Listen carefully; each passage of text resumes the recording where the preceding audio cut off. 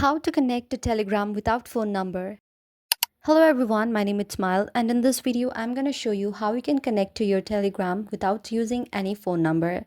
So watch this video till the very end to know how you can do that. First of all, go to any preferred browser. After going to any preferred browser that you have, you just need to tap virtual phone number on the top search bar and you will see many websites. So either tap on this website which is here. After you do this, you will see how you can get the virtual phone number from here and what it actually is. After knowing it, you can simply get it.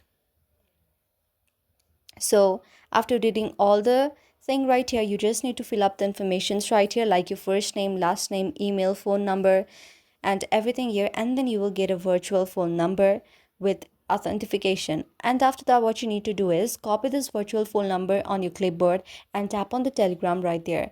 It will get a verification code on your website. You just need to tap that verification code and you are done. Your Telegram is made.